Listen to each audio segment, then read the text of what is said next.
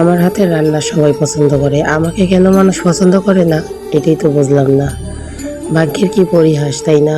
1 বছর আগেও যাদের রান্না করে খাওয়াইছি, 1 বছর পরে এসেও তারা আমারে বলতেছে যে আমাকে নাকি তাদের রান্না করে খাওয়াইতে হইব। আসলে তারা কিন্তু আমার রক্তের কেউ না, তারপরও তাদের কাছে এতটাই আমার রান্না প্রিয়। তো আমিও তো তাদের কথা আর ফেলতে পারলাম না, কারণ আমার হাতের রান্না যেহেতু একজন খায়া পছন্দ করছে, তো তাদেরকে আমি কিভাবে মানা করে দিই? হয়তো বা আমি অসুস্থ, তো তারা একটা কথাই বলছে যে যেই দিন ভাবি সুস্থ হবে সেই দিনই আমাদেরকে রান্না করে খেতে দিবে। তো এর থেকে বড় পাওয়া আর কি হইতে পারে বলেন? এর থেকে বড় পাওয়া আর কিছু হইতে পারে?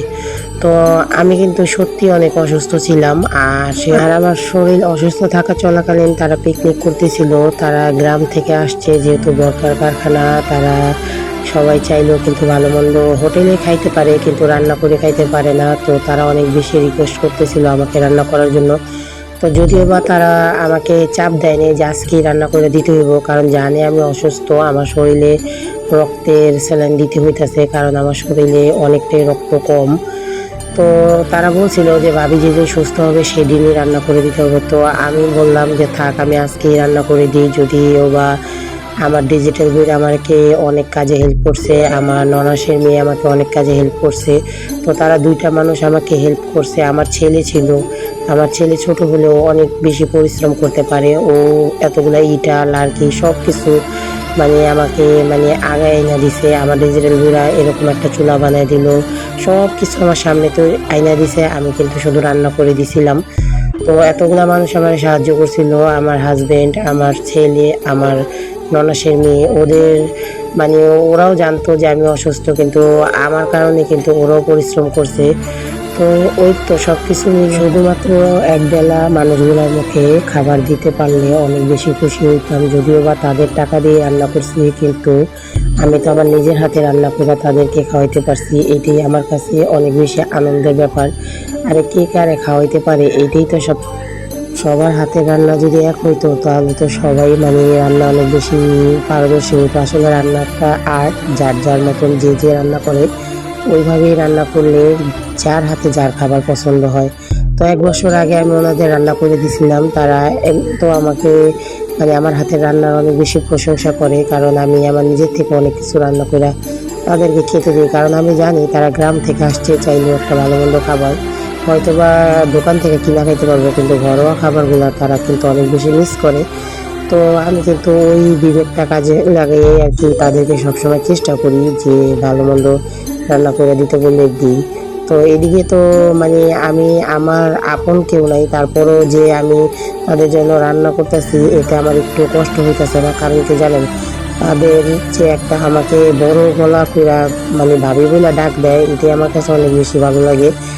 আর আমি তাদেরকে এত সম্মানের সহিত আমিও ভাই বলে ডাকি, আমার ডিজিটাল বইয়াকে আর আমাকে তারা অনেক বেশি সম্মান করে। তো এই তো আমার ডিজিটাল বইও কিন্তু অনেক বেশি পরিশ্রম করতেছিল তাদের জন্য। তো আমি অসুস্থ হলেও কি হয়েছে, আমার হাজবেন্ড তো আমার পাশে ছিল, তাই না? উনি আমার মাথার উপর ছায়া দিয়েছে বলে তো শত অসুস্থতার মাঝে আমি সুস্থ হয়ে যাই, আলহামদুলিল্লাহ। তো এই তো দেখতে দেখতে আমার কিন্তু রান্নাটা প্রায় শেষ, আর আমি এতগুলা রান্না একসাথে করছি, আর সবাই খাইয়া অনেক বেশি প্রশংসা করছিল, আলহামদুলিল্লাহ। তো এইটাই তো, এতগুলা রান্না যদি একসাথে রান্না করে কাউকে খাওয়াইতে পারি আর তারা যদি প্রশংসা করে, এর থেকে শান্তি কিন্তু পৃথিবীতে আর কিছুই নেই। তারা আমার সত্যিই অনেক বেশি প্রশংসা করছে, আর আমার হাতের রান্নাগুলো অনেক বেশি প্রশংসা করছে যে আমার হাতের রান্না নাকি অনেক ভালো। তো এইদিকে কিন্তু আমি গরুর মাংস রান্না করছিলাম, আর পোলাও চাল দিয়ে ভুনা খিচুড়ি রান্না করে দিয়েছিলাম। তো তারা সত্যি অনেক খুশি হয়েছিল খাইয়া।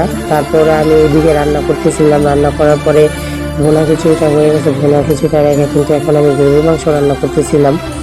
তো আমি এই ভিডিওটা কিছুদিন আগে করে রাখছি ভয়েস দেওয়ার জন্য আর কি, এডিটিং করার জন্য আর কি আপলোড দেওয়া হয় নাই।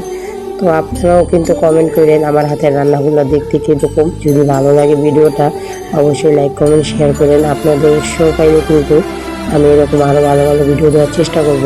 আর তাদের রান্না করে এবার হয়তো বা আমি শেষবারের মতো রান্না করে খাওয়াইতে পারতেছি, কারণ আমি কিছুদিন পরে হয়তো বা আবার দূর প্রবাসে চলে যেতেছি। তো তারা চাইলেও আমার হাতে রান্না খাইতে পারবে না। তো এই কারণে আমি তাদেরকে আর মানা করতে পারি নাই। আমার যত কষ্ট হয়েছে আজকে আমি তাদেরকে রান্না করেই দিছি। তো আমি চিন্তা করছি যে আমি তো কিছুদিন পরে চলেই যাব, হয়তো বা 2-3 মাস পরে আমি চলে যাব। তো চাইলেও কিন্তু তারা আমার হাতের রান্নাটা আর খাইতে পারবে না। যদি আল্লাহ পাক আবার কখনো দেখা করে একসাথে, তখন হয়তো বা খাইতে পারবো। তো ওই চিন্তা করি কিন্তু আমি তাদেরকে অনেক পরম যত্ন করে রান্না করে দিতেছিলাম। আমার ভিতরে একটা জিনিসই কাজ করতেছিল যে আমার রান্না তারা পছন্দ করে বিধেই তো আজকে আমাকে রান্না করতে বলছে। যদি আমার হাতের রান্না ভালো নাই হতো, তাহলে কিন্তু তাদেরকে আমি ইচ্ছা করে খাইতে দিলেও তারা আমার হাতের রান্নাটা খাইতো না। তো আল্লাহর কাছে লাখ লাখ শুকরিয়া আদায় করি, আল্লাহ পাক আমাকে একটু রান্না করার জন্য মানে ভালো একটা মেধা শক্তি দিছে মাথায়। আমি যতটুকু পারি আলহামদুলিল্লাহ আল্লাহর কাছে লাখ লাখ শুকরিয়া আদায় করি। তো আমার জন্য সবাই দোয়া করেন, আমি যাতে এভাবেই সবাইকে সবসময় ভালো ভালো রান্না করে খাওয়াইতে পারি। আর সবাই আমার জন্য দোয়া করবেন, আমি যাতে সারা জীবন এভাবেই সবার মুখে হাসি জোগাতে পারি। ভালো থাকবেন সবাই। আসসালামু আলাইকুম, আল্লাহ হাফিজ।